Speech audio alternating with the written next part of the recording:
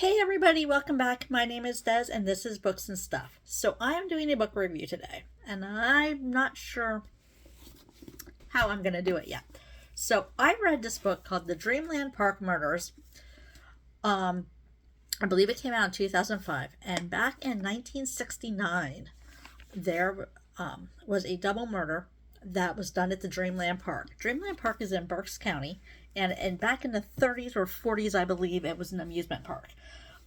It shut down, and in the 60s, a motorcycle club was spending a lot of time there. They kind of made that their place to go. There was buildings and stuff there. There's a lot of different motorcycle clubs that are mentioned in this book. I am not going to mention what they are, um, or who they were, because there was quite a few different ones that were mentioned. But basically, there's this young male and female. I don't want to call them a couple because I don't believe they were. I believe it was a first date. And they are found murdered in this general area of Dreamland Park, which apparently is a very huge area. I've never been there. I don't know where it is at. And there was four members of a motorcycle club that were out that day, and when they came back, there were a bunch of officers there for a whole other matter that happened earlier in the night. Two of them apparently got out and were around in the woods. Other two went eventually got picked up. All four of them ended up being picked up at some point in time and questioned. Two of them stood trial. One stood trial for the male, and one stood trial for the female. The other two were witnesses to say they killed these people. Again, the two were not allowed to testify for each other, and the two that did testify at the one trial, their testimony was different at the other trial. The two that testified admitted to raping and probably kidnapping at least the girl. And they were together, so I would assume the kidnapping would be with the boy and the girl. Whether or not the girl was actually raped or not is a whole other section. But they admitted to doing that, but they were never charged with anything. I guess they got like an immunity for testifying. So the two guys go to jail and they get life in prison. And they proclaim their innocence up until the end. Fast forward, say, 20 some years to 1996, 96, and there's a bunch of kids, and they are going to a place in Wilmelsdorf that was like an old church. Apparently it's kind of haunted. They use like satanic rituals. There's wolves with red eyes that come out at night. There's a locker that bodies and stuff go into, and the kids are out, and they're, might have had a little bit to drink, whatever, being very loud on this road. One of the witnesses, who actually ended up buying a lot of property and being very influential in Berks County, Reading area, had bought this place. And these kids are out there and they're having a good old time. I don't know about you. We've all had places that are considered haunted, and as a teenager, you want to go and see if it's real once you have your license, whatever. They were loud. They're disturbing the peace, definitely. Other than that, not much of anything. They're in the car. They're coming by. They're yelling. They're howling like wolves, trying to get the wolves to come out, checking things out.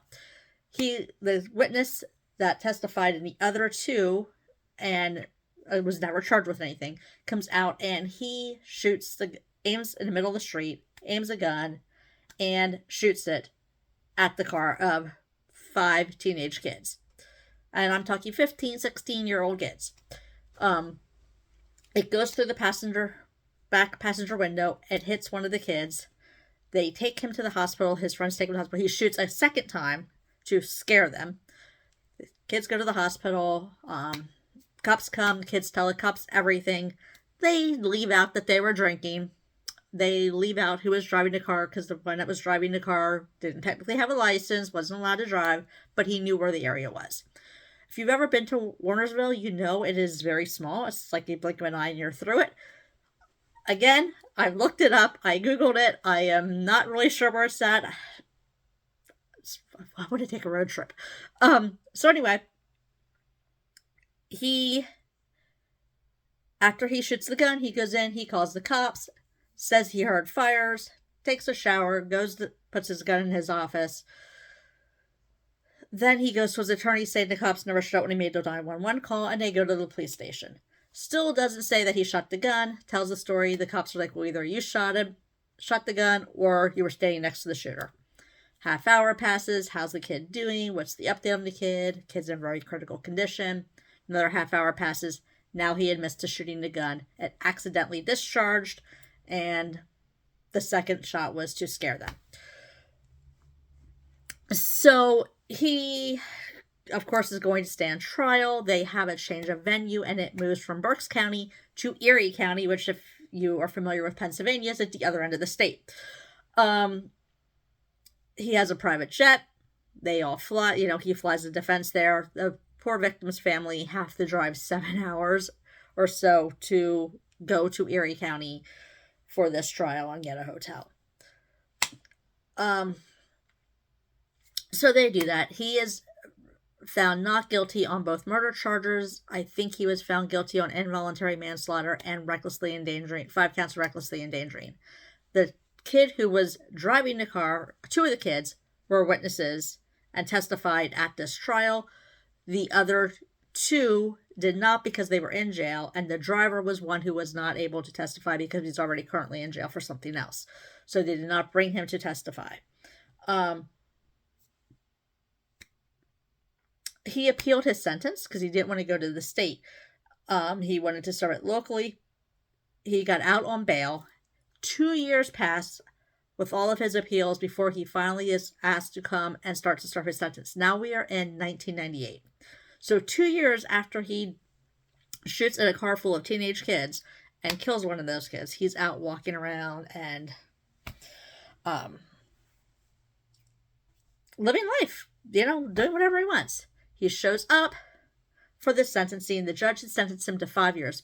I guess I should tell you that. The judge sentenced him to 5 years in the state correctional facility. He was afraid if he got into one of the state facilities where the 2 that he helped put away were there, I guess they still considered themselves part of the motorcycle club. I always want to say gang. I know it's not a gang. I think they're called clubs. He was afraid they would retaliate. So he ends up going into the Berks County prison, and he ends up spending 6 months there before anybody realizes that he didn't get moved to the state yet. The person who's writing the book has come to that conclusion, figures it out, and takes it to the authorities, and apparently the paperwork got lost. Now, I should mention the 2 witnesses in the 1969 trials, both their families came from money. So whether or not people were paid off, or money exchanged hands, or money talks theory is true or not, is left to an imagination and to your personal opinion on that matter. So, again, he spent 6 months there. The paperwork mysteriously gets lost. Again, he's a very wealthy man. He owns his own private jet. He owns a lot of buildings and businesses in the Berks County Reading area. Very wealthy man. So they do finally, in Pennsylvania, when you get sentenced to the state, you usually go to Camp Hill where they do an evaluation, whatever, and then they will send you to another state facility that is suited for you.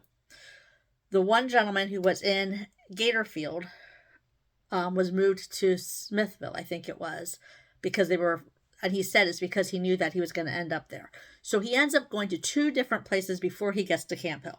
And then he ends up staying at Camp Hill because it's closest for his family to come see him. At one of the jails he was at, the boy who was driving the car where his friend died was in the same prison as him. And that boy avoided him at all cost. He served his 5 years. He got out. And then he had to do, I believe, 10 years on parole.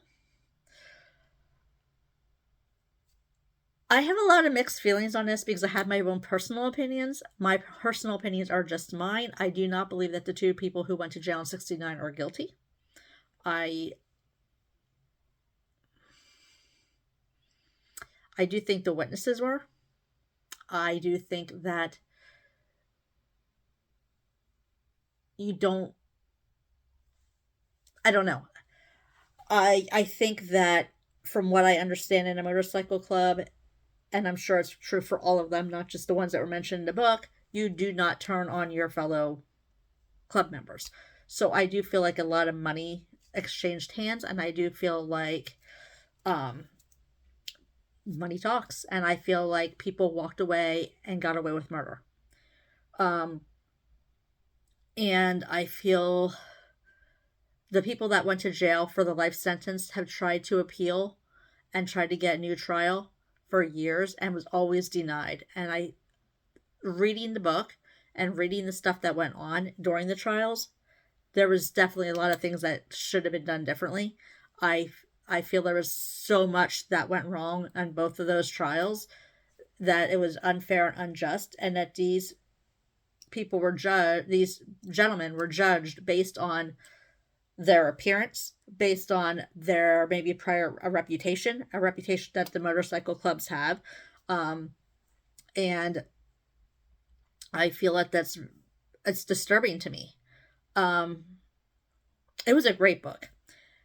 The other thing is, I had borrowed this from a friend. I looked it up on Amazon. This is $265. $265, guys. That's a lot of money. I would never pay that for a book. And I love to read. I would never, ever pay that for a book. And it's only in a paperback. We looked it up on eBay. There is not one on eBay for less than $185, maybe. So this is a very, I'm going to say, rare book. Why it is so expensive and it is so hard to get, I don't know. I don't know if it's because of the context in the book, if it's because of the motorcycle clubs that are mentioned, if it's because of the gentleman who ultimately went to jail in the end for killing a 15-year-old boy.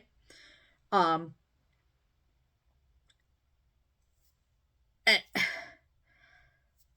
astonishes me that he killed a 15-year-old boy and got 5 years in jail and did not get a murder charge. It astonishes me that that came back as a not guilty verdict.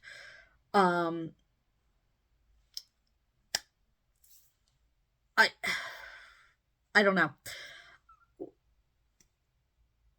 It's a great book. If you know somebody that has it, or you can get your hands on one, or you see it at a rummage sale or something, I'm not telling you to go out and spend $265 on it, because I would not do it. It is a very good book. And I would love if any of you read it, if you've ever read this book, or if you know the story, if you're from the area and you know the story and you know things, please reach out to me. Comment below. If you don't want to put it in the comments, reach out to me and I'll throw my email down there and you can email me. I would love to know your thoughts on this book. It was phenomenal. I couldn't put it down. I had my coworkers who were all looking to try to find a affordable copy of it that can be passed around to everybody. We're just all about it. It's such a good book. So, the next book I'm going to be reading and reviewing, because apparently I'm on a kick of true stories and murders, is called The Word is Murder by Anthony Horowitz. And this belonged to a coworker, one of my supervisors at work, and she really had a hard time and struggled with this book, and she didn't care for it. She thinks it was I guess he's British, and she thinks it was the British way writing. I'm not. I had started it today. I think I'm on chapter 2. So this is the next book I'm reviewing, and let me read it. What it's about, and we'll see. A woman crosses a London street. It is just after 11 a.m. on a bright spring morning, and she is going into a funeral parlor to plan her own service. 6 hours later, the woman is dead, strangled with a crimson curtain cord in her own home. Enter disgraced police detective Daniel Hawthorne, a brilliant, eccentric man, as quick with an insult as he is to crack a case. And Hawthorne has a partner, the celebrity novelist Anthony Horowitz. Curious about the case and looking for new material, as precise, impatient, and annoying as Hawthorne can be, Horowitz is seasoned hand when it comes to crime stories. Suspects the detective may be onto something and is irresistibly drawn into the mystery. But as the case unfolds, Horowitz realizes that he's at the center of a story he can't control, and his brilliant partner may be hiding dark and mysterious secrets of his own. Full of surprises and suspense, hugely entertaining, a special treat for those who want to read crime mysteries, says the Washington Book Review. So, this is the next book I'm going to be reading and reviewing for you guys. So thank you so much for tuning in. Please don't forget to like, subscribe, hit the notification bell. If there's a book you would like me to read and review, please let me know. Comment below. I would love to hear anything. And again, if you've read this book or you know the story or know something, please reach out and let me know, because I would love to know your thoughts on it. And I hope you liked my video. Thank you so much and have a wonderful day.